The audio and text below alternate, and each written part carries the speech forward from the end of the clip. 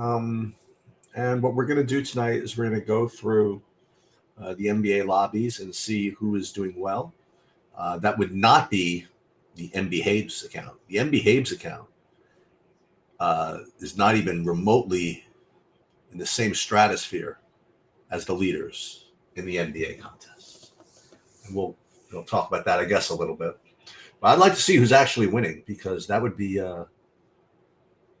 quite the accomplishment, considering the results that I've seen on the slate. We're also going to take a look at the NHL. That's the only thing that's doing moderately decently. We got a couple of late night hammers going. We have Colorado against Anaheim. We have Seattle and Edmonton. We're cashing in the bigger buy-in there, so we're gonna keep an eye on that one. And then we're also going to do a PGA Live lineup build, and I have to say that I have something for you guys. It doesn't happen too often, but I'm trying to keep myself off of it. But there's a play that has it looks really, really good on my sheets and is also low owned, and that does not happen all too often. So I'm gonna throw it out there and just let you know what I'm doing. And obviously it's probably something wrong, but we'll just see. And then we're gonna build some SaberSim lineups as well. It was for those of you guys didn't notice, I mean, like 75% of the country had the inability to access SaberSim tonight. It was from a lot of people had to unregister from the tournaments and things like that. And for me to even get these, yeah, that's right. Yeah, the Nagushkin, right? Pretty good, huh? Pretty good.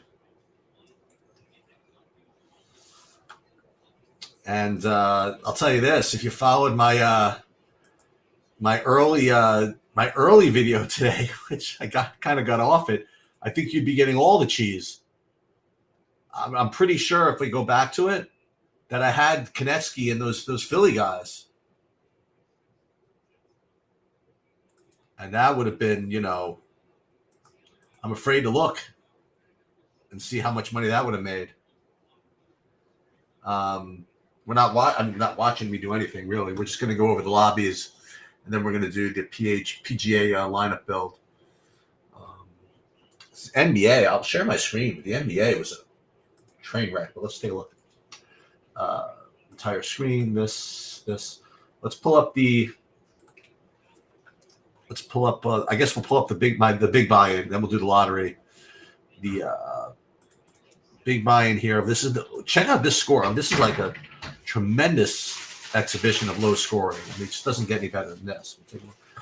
Look at it. You like this lineup? This is pretty cool, huh? How do you like that? Is that good? Is this rate to be competitive?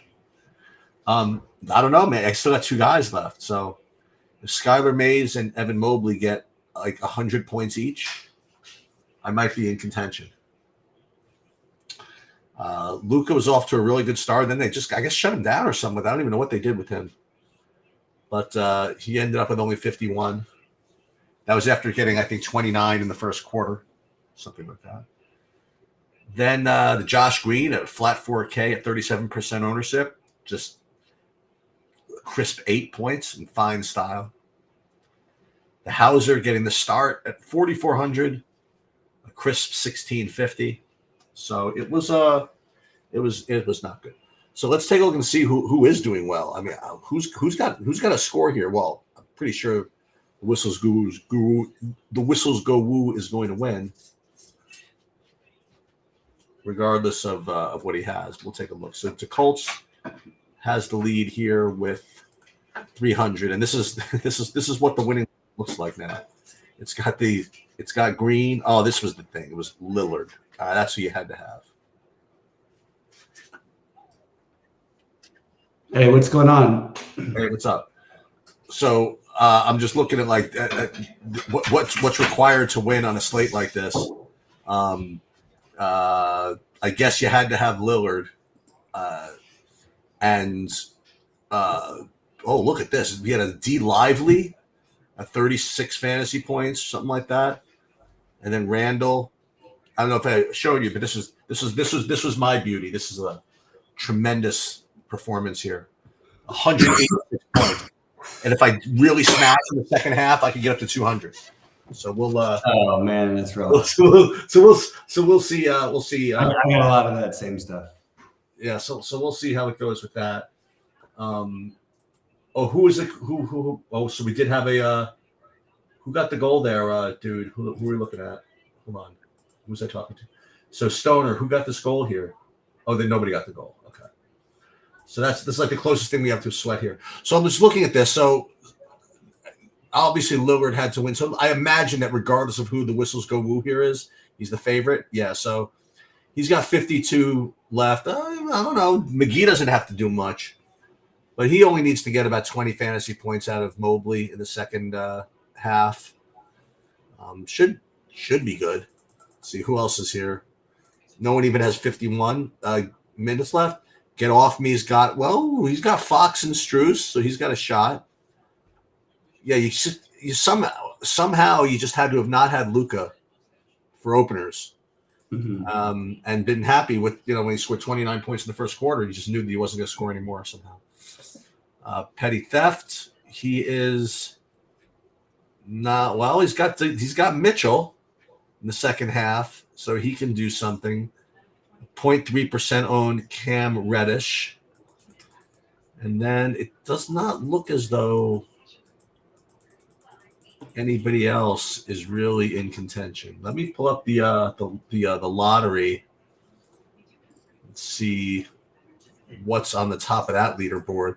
All right, so here you can get you get 337. What do you need here? So obviously Lillard, Randall. I saw you played Brook Lopez in your one of your 555s or 888s, Bobby. That was a good play. Yeah, I played him in my FanDuel, most of my FanDuel ones too. Nice. And then some people came up with this. I couldn't find the. Why did we not play Beasley starting at 2%? Yeah, that's a good question. He's always starting. Like he's always starting. Right. He never plays the minutes. They spread him out. They started the other rookie. It is interesting that for that extra 1,300, it's weird how perception changes things. And like even myself, I was 2 on the rookie at the 3K, and instead of just playing the guy who at least can shoot himself into a game anytime, and he did that early on and didn't stop. Yeah, I had that the aforementioned rookie myself. The A. Jackson, is that who it was? Andre Jackson, yeah. Yeah, not exactly take advantage of his opportunity there. No, feast or famine with those guys, it feels like. I was way overweight. I ended up with so much Patrick Williams because I was like waiting in case something else happened. And also like I was sort of fine with it and they were giving him more run lately. But I couldn't get there on DraftKings. On FanDuel, I'm going to probably make money, but nothing quite at the sweat. Yeah, not me. I'm not making anywhere in NBA. How come Mr. whoever else is sweating his hockey that the Colorado's got 4 goals and I got 2 freaking snowflakes out of the top 2 guys? That's the way it goes sometimes. Yeah, I had one lineup in one of the FanDuel ones that I guess could threaten to make the money, but I don't even think so. Let's take a look at the hang time over there. Played 5 of them too in that. Apparently Kane scored a goal, he's saying. Do you have Kane? Kane? No. Oh. But we have there it is. Yeah, so boy, you called it like 2 seconds before I saw it. That's pretty funny. So in the FanDuel, I guess Kefalik, he's a good player. He'll probably win. He's got 369 with who left? Doesn't matter. With LeVert left. Jesus. That looks like it's kind of wrapped up. No, somebody else I think is going to get that. I think so. B. Benoli has LeVert as well, so he's got him covered. Iggy Dash has LeBron. Okay. All right. LeBron with a nice game so far, huh? He's on fire. They started off down like 25 in the first quarter, and something has to happen. When that happens, and you have superstars, they're usually going to kick into gear.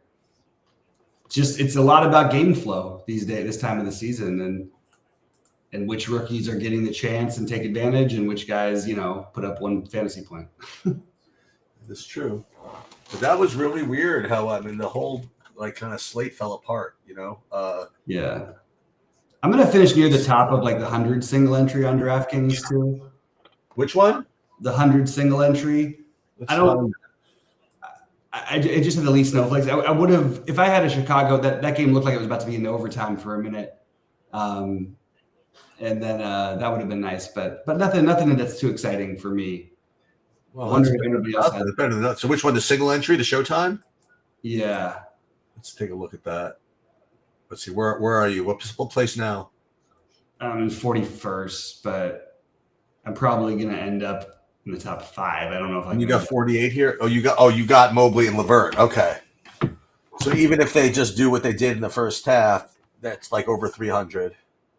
Yeah, what I really needed was that Bulls overtime to get both Williams and Levine, but I know I can't win anything tonight. That was just my best chance there.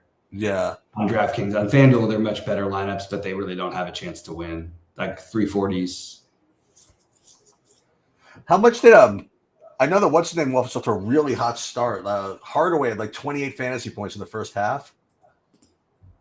Yeah, he had a good game. I didn't notice him on like the winning lineups, but I think that he was on like the early leading one. So I'm guessing he kind of fizzled out a little bit. Yeah, he only ended up with 43.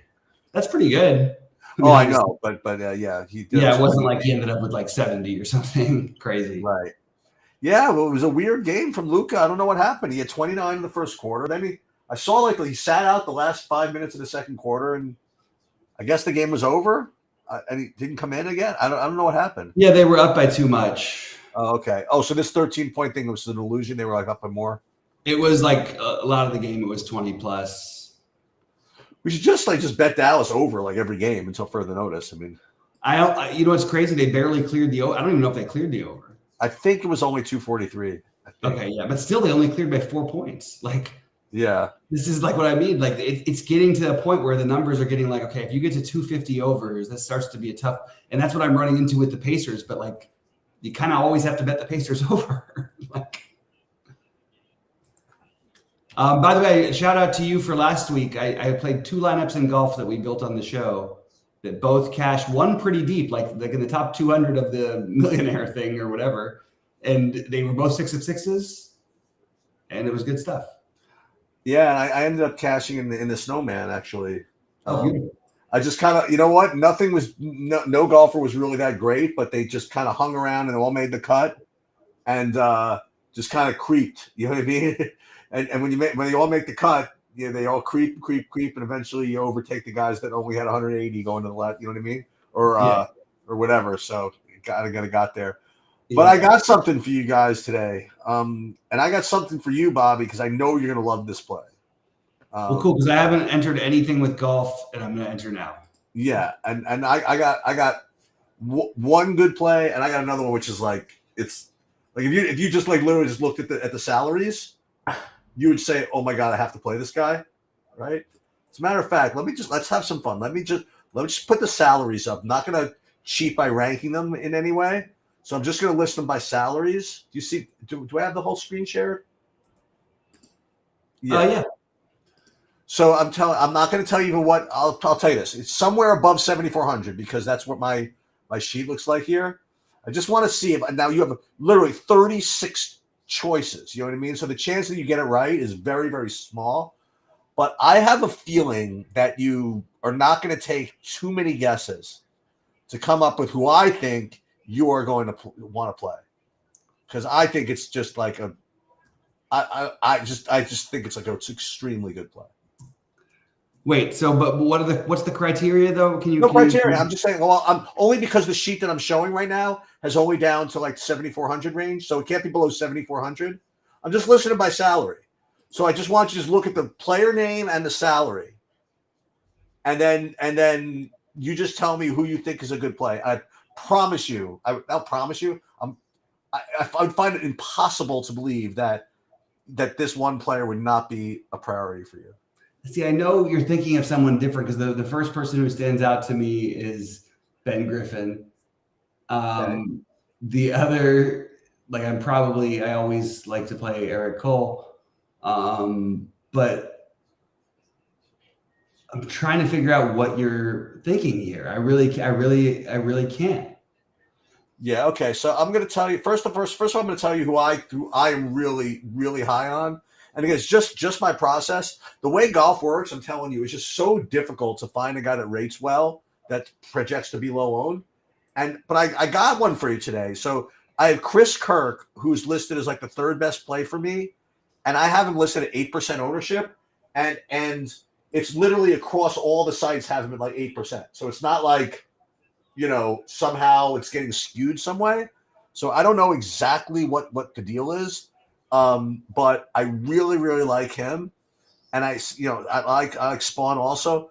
But dude, I am going to be playing. I would say your man, whatever. This is not like the toughest field in the world, and we're gonna play the freaking Akshay at 8,100. Oh yeah, absolutely. I didn't think that he was. I think he's a real thing. Yeah, that's what I'm saying. Yeah.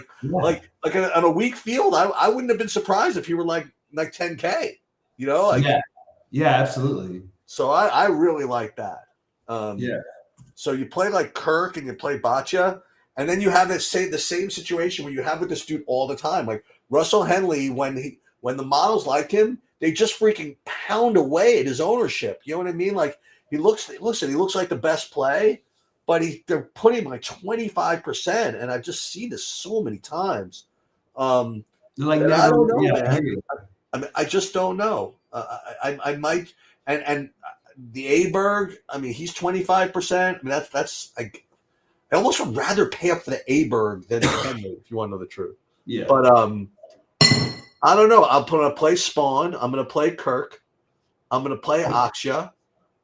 And they're going to be three dudes in my big buy-in. I probably will end up playing Henley just because I have low-owned guys in my other spots. But those guys are probably going to be owned some, no? Well, you would think, right? I've been looking at the projected ownership, and it looks something's wrong with it though, because it's $200 off on everyone's price. Because what? On SaberSim, but it's a funny thing. What's the salaries are wrong? You're saying? Yeah, like Carson Young, it says it's 6,900, but he's 7,100. Well, that's interesting. So I got to go check that. I'm just double checking it. I'm not sure it's true for everyone, but he's one. That could definitely be something. Ben Griffin, they have at 7,500. He's 7,600 on DraftKings. Oh no! You know what? I'm so sorry, Sheets. I'm so sorry. You know what it is? What? I ended up entering accidentally a round one tournament. Okay. So sorry, man. I'm really, really sorry about that. I'm very, very sorry. So yeah. So that's where I'm flying with this. And then you have the Shank at 7% ownership. Like you said, something's not whatever, but Alex Noren, I don't even have him as like almost playable, and he's like 12%. So I'm gonna rely on my stuff here. I'll play like Steven Yeager at 9%. So I'm that's what I'm gonna do. I'll probably, of these two top guys, I'll just probably play Henley, I guess, instead of Aberg, but probably play one of them. I'll play Kirk. I'll play Akshay, and these 7,400 guys. Shank looks good. Gim looks good. But let me run for everybody here, and I can now run they fixed their issue. They had telling you like 85% of all. You should have seen what was going on in SaberSim. Like 85% of like the country could not access SaberSim. You had to literally be in either California or like Seattle to be able to get to SaberSim. Yeah, I'm sorry I didn't let you say it because I was trying to say, but I've got mine and I'll share it. But I was trying to lead into it, and I just should have just said it right away. And that's but it's not even a question of sharing it because people couldn't build lineups. No, I understand, but I wanted to do the best I could for what was available. Right. And we actually had a good show. We had a bunch of people in the room, and Yeah, I couldn't do the sheets until I got everything up and running, so I had to go. 100%, I understand. Yeah. Okay, so let me see what I would get from Saber. I'm pretty sure that I would get the same types of guys because if in fact I like guys that are not going to be highly owned anyway, I mean, I'm gonna be very surprised if I don't. What would you set your see? So I was going to ask you this question because I think it's really interesting for golf. Like, what would you at the Masters, for example? Like, I'm not going to like deviate in any reasonable size tournaments outside of like 1,000 or two, probably. But like in a tournament like this, like you could make an argument for leaving like 3,000 on the table in some lineups. Well, I wouldn't do it on purpose, but if I got there, it wouldn't bother me, you know? Yeah, so that's sort of what I meant. Like, are your exposures the same? Because I do feel like for sort of the wild cardy tournaments where there aren't the dominant players at the top, it's kind of interesting the idea of like just leaving money on the table as a concept and almost like maybe making your maximum like 49.6 or something. Well, yeah. Well, like for example, who's to say? And I think about this a lot, and about not conspiracy theories or whatever it is, but if you, I suggested this a couple of months ago, like Boccia has been like 10K in these bad fields. Okay, if they made him 10K, I think that they would make his projection higher. You know what I mean? Like I really do. I think that even the projection models get swayed sometimes. I agree with you 100%. I actually don't think that's even like hidden. I agree. They're like, oh, Boccia's 8,100. We can't make him look too good. You know what I mean? Right. Yeah, I gotta kind of withhold myself. I'm going on with those two dudes tomorrow, and oh, nice, man. That should be good. It's really funny. I don't know if you caught any of this. So the guy that put the thumbnail together put a picture of me, whatever. But apparently the guy that does the media didn't know who I was because he put a picture of the guy I interviewed yesterday. And so she's like, I guess he just pulled up and he saw whatever, and he spelled my name wrong and the whole thing and whatever it is. I'm like, dude, I mean, come on. I mean, maybe I'm not so famous in DFS, but you can get my image right or my picture or something, right? And those guys came in like, that's all right. That was some dude to that. Sorry about that. So that was fun. And so I'm going to talk about the industry and talk about, like issues I have with a lot of things. I hope I don't get. Dude, I love your takes. I really do. I think you have really good takes on the industry. I want to watch that. All right, so it's going to be. So it looks like Henley, Connors, Kirk. Oh, there he is. Ben Griffin. You mentioned him, right? Yeah, I like him. 30. I'm getting naturally 30% of him. Yeah, so I'm going to play two lineups like I did last week, and hopefully cash in them. And that means they're going to be a few tournaments. But Ben Griffin, Carson Young. Carson Young is a play I really like. Patton Kizzire is my little darling. I just think Carson Young's underrated for these types of tournaments. I think that he could easily be like 8 or 9K, and I still would probably have some interest in playing him. He has that, like, he's streaky. He's all over the place. It's exactly what I want in a golfer who's 6,900. And I just don't think there's a gap between him and these other guys. I also don't think there's a gap between Kizzire and a lot of these other guys too. But you can say that about Kevin Streelman. You can say that about Dylan Wu, another one that I like quite a bit. And I'm okay to eat a little bit of chalk because I'm going to be playing combinations of guys sub 5% owned in the two lineups. Meanwhile, I missed it, but Seattle tied it to go to overtime, and then Edmonton just beat them in overtime. So, oh no, lost that. Oh my God, the Shishuskin guy. Oh my God, I'm sure the guy's going crazy in the freaking Discord here. Let me see. Yep, another Kane goal, overtime. Oh, and there's and another Shishuskin goal. Maybe I wasn't paying attention.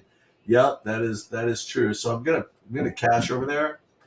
But wow, that was a exciting finish I missed over there. Jeez. Anyway, so let me see. I'm definitely going to force in a little more of the Akshay than I'm getting as far as my projections go. Like right now, I'm not getting too much, but I'm just kind of, like you say, I'm just not really a believer in some of these numbers. So we'll give him. I'm going to bump him to 25%. I'm just really feeling that. Oh, look at this! Not even let me get 25%. Well, you know what? This is America. and I can get whoever you want. Connors is a weird play, man. He's off of like 4 months. I know, but he's just a really good golfer. Like at normal golf courses that aren't like specifically made for driving, he's just always good. But I hear you. Like, you know what I mean? Yeah. It's true for a lot of these guys, by the way. I mean, well, not a lot, but some of them. The top guys. I mean, Cameron Young's only played one time. Right, so I have 2 lineups, and you can tell me. I'd love to hear your thoughts. Okay. Yeah, sure. I'm staying consistent. Carson Young is in both of them.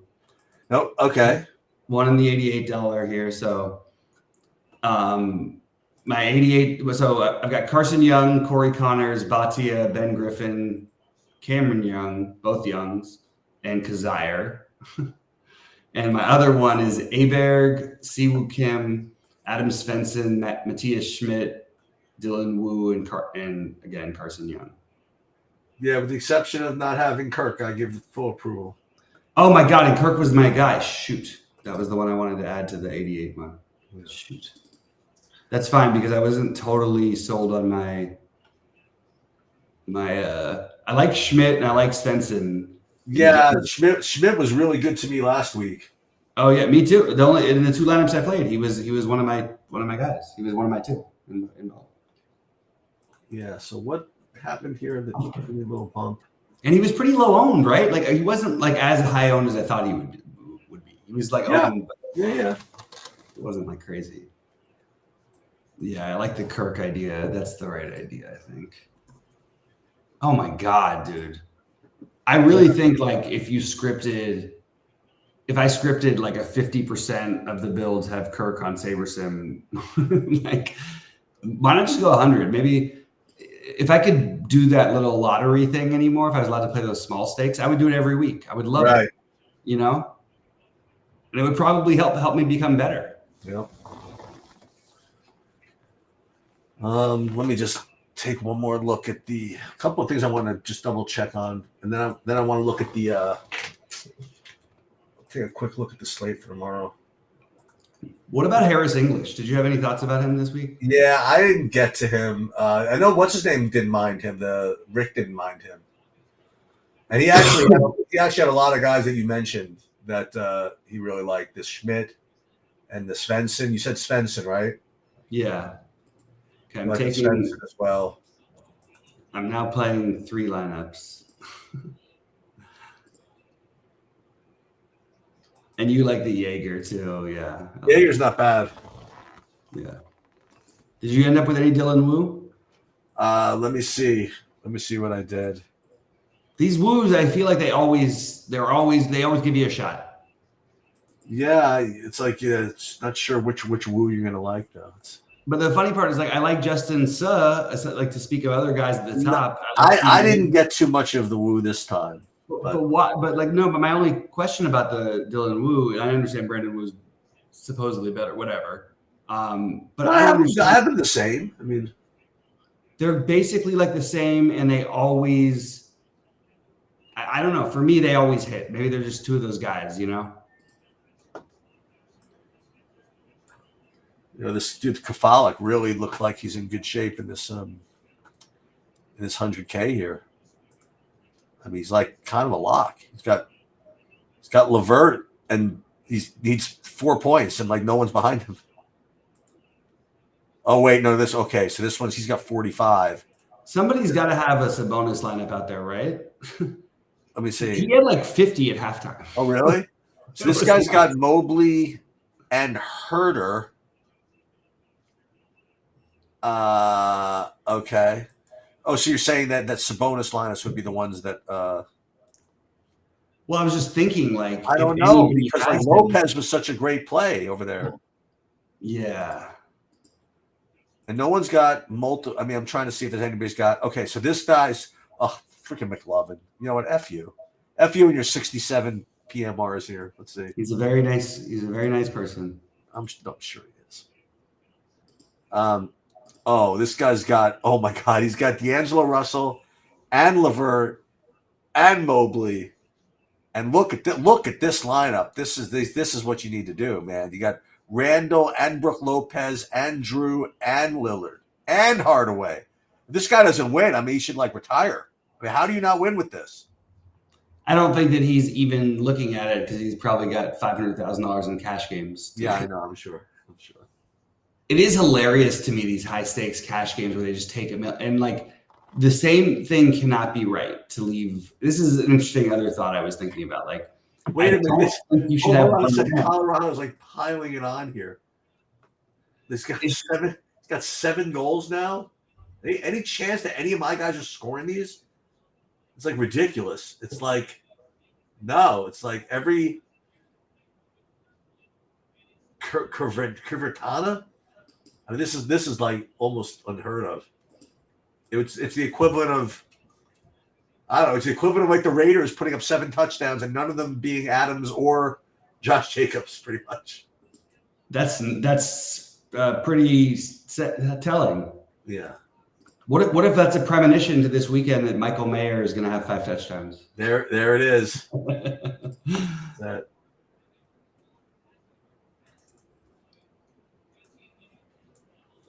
Big save. This one's kind of live. A few more minutes left. Maybe. 178 left. I just need to get. Yeah, this Nikushkin. Oh, what's his name? Had a assist. Makar had an assist. Kuzmenko. Colorado really laid it on him. Yeah, so McLovin is probably going to win this thing. So what were you saying about the cash game stuff? It's just like if you're going to play, like you're playing hundreds of people, whatever. I understand that, and you leave basically your same lineup against those people.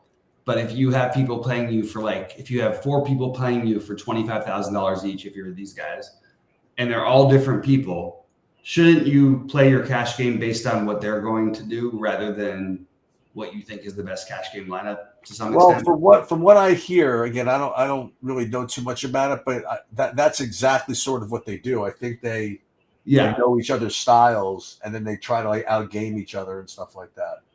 When we used to have they used to have in DFS this thing called King of the Hill for baseball, and you couldn't like buy your way into it. You could only win it, and every day you won $10,000 heads up. You played heads up against somebody, and it was bizarre how often the same names would pop up because you could only enter this tournament like 3 times.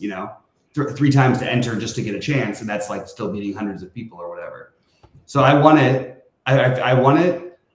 Won 1, lost 1, then won it again, and then won 9 in a row. But I think it was, what's the guy's draft cheat?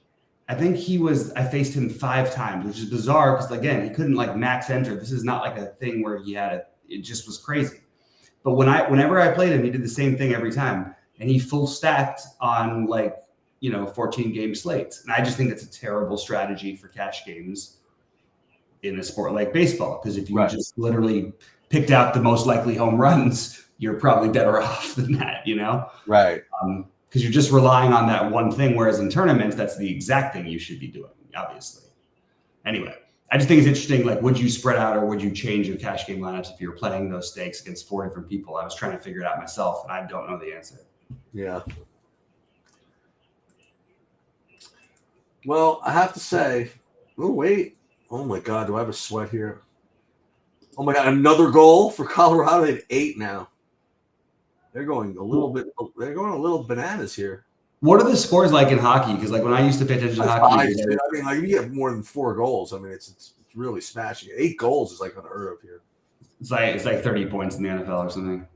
I mean, 8 goals like 40 points in the NFL. No. Yeah, I meant like 4 goals would be like 30-ish points. Yeah, usually the top implied goal total on the slate is about 4. Like 4. Okay, so roughly, yeah. Yeah. Yeah, they went freaking. And they went off 8-2. And they were 8-2, and their top player didn't score, which is. So Kane had a hat trick. Oh, I see what happened. Okay. So do you get a bonus for that? Yeah. Yep, you get a hat trick bonus, and everything correlates because, like, every time you shoot, like, you get a shot on goal, and it's kind of like a hit in baseball. And then if you get the goal, that counts. And there's also a 5+ shots on goal bonus, and then a 3+ points bonus. Like, it's like, and that's what happened. It's kind of cool because as the game is like in the third period, all these points like pile up because everybody starts hitting their bonuses, kind of like in the NFL, sort of. Mhm. But it's even kind of more pronounced because there's just so many bonuses. But yeah, same freaking guys. I mean, this Fire Dog, he goes 150 max in hockey, 150 max in basketball, whatever. Oh, so who's this new guy who's been freaking all over the place? This Sully Go Chill, I think his name is.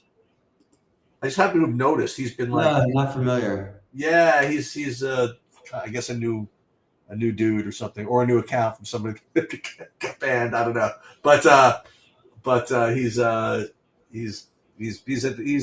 playing 150 and everything. He's kind of near the top of stuff. He's on the leaderboard and stuff. So Holy, Kevin Herter just is going nuts.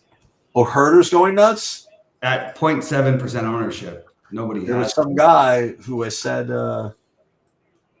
De'Aaron Fox coming back. It turns out only means everyone else on the team. I guess playing the Lakers, everyone else on the team gets to score fantasy points. I was shocked though because I was watching the beginning of that game, and I actually thought if you were an alien watching this first half of this game, you would have thought, and I told you that there are 2 of the 10 best players of all time on the court. They would have immediately identified Domantas Sabonis as one of them. And then they would have probably had to make a choice between Malik Monk, De'Aaron Fox, and LeBron. Like Anthony Davis would never have been in consideration because he looked like he has these games every now and then where a guy just like beats the hell out of him. And I'm like, what is happening? Like this is like your thing. How do you just let someone just like do exactly what you know they're going to do over and over and over again to you? Sorry. Oh, this guy, by the way, forget the Kafalik. This guy the guy with the Herter just exploded in the hang time here. Look at imagine, isn't it be nice to have like a 2-point lead and 18 more minutes? Sheets, to answer that question, no, it's not nice to have that. Oh. Because those are the worst stories you get to tell. Those are only the worst. There's no good. I've had so many congratulations, even in recent times, from friends. So many things. LeBron anyway. Yeah, it's just it's not clear anyway. It's never clear, man. It's not clear. It's Mobley and Herter versus LeBron. Right. LeBron can outscore both of them. Yeah. I was very lucky. My first 2 6-figure wins came in the same week, and I won the tournament with one entry at the time because like it was like that was a big deal for me, But I did it with literally like a 30-point lead, and I had to fade a guy hitting 2 home runs after the 7th inning, and a 50-point lead where I had to fade 2 guys hitting 2 home runs each after the like 6th inning or something. So it was like the easiest sailing, but it's never been that easy again. Never.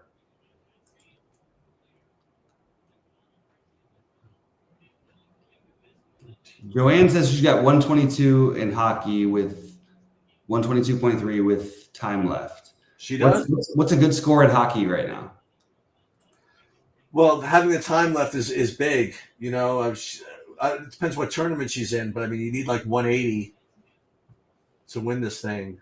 To win the crazy ones, yeah. Maybe a single entry though, you could still have some sort of hope for crashing somewhere. Like this guy's got 156 with 94 minutes left. Yeah, I'll root though. I'm not going to probably hang around for the rest of this. It's another full hour for this Islander game. Let me just take one more look at the NBA, see who's doing well in that, and then we'll kind of call this because I do want to get to sleep eventually. Boy, is this a sweat, this hockey? No, I don't think it's necessary. I don't think it's a sweat. I'm not going to worry about it. I mean, 13th and something. But there are guys with a lot of juice here. Let me just pull up the NBA DraftKings for a sec, and let's see what the 888 looks like. see who's able to hold on there. All right, the Colts is still up there. So it's Petty Theft and the Whistles Go Woo, 36 minutes each. They're definitely going to catch the first guy. One guy's got Mobley and McGee. It's a hell of a play, man, to play McGee in this thing. I don't know. Then Petty Theft has Reddish. If you're playing max entries, though, you can do like okay. So my 12th favorite entry or 11th favorite entry, I played Podol with Lopez. You know, okay, which was a great pairing. Podol was 1% owned. You know, but so you can get to that, but it just depends on your number of lineups. You know. Oh, here's the dude.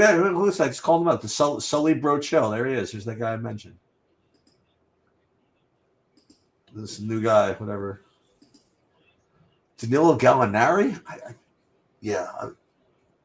He wouldn't be. I don't think he would have been in my pool.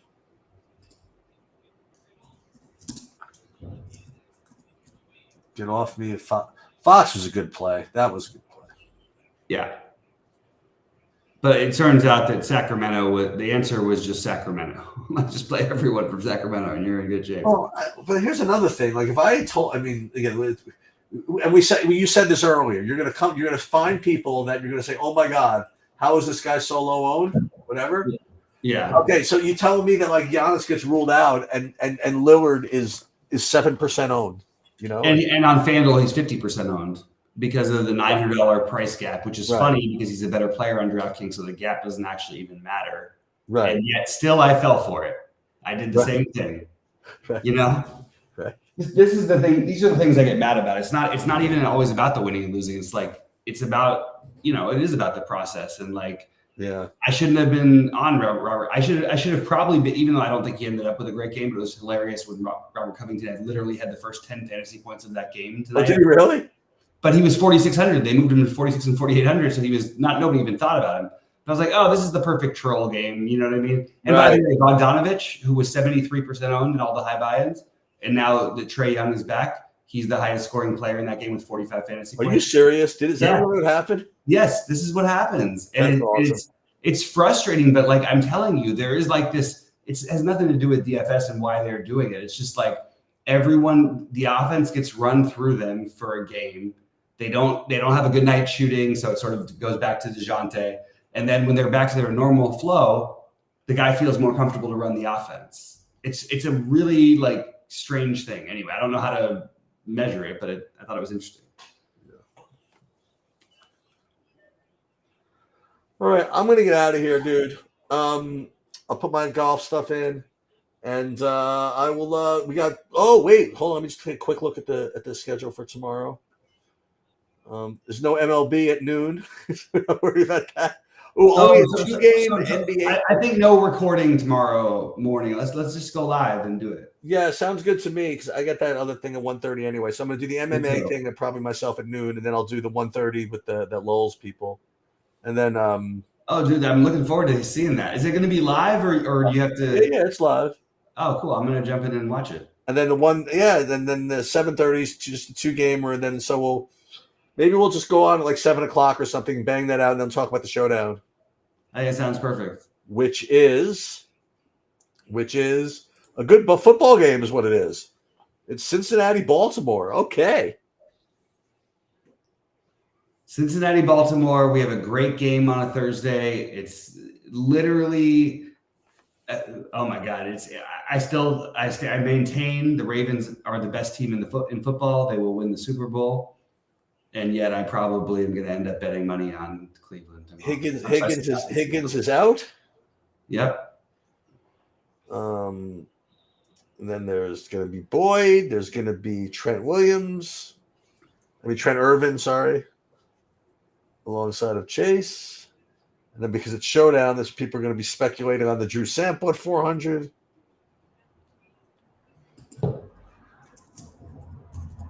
What's Stanley Morgan Jr.? No, I don't think so. All right. I will see you tomorrow. All right, buddy. Have a good night.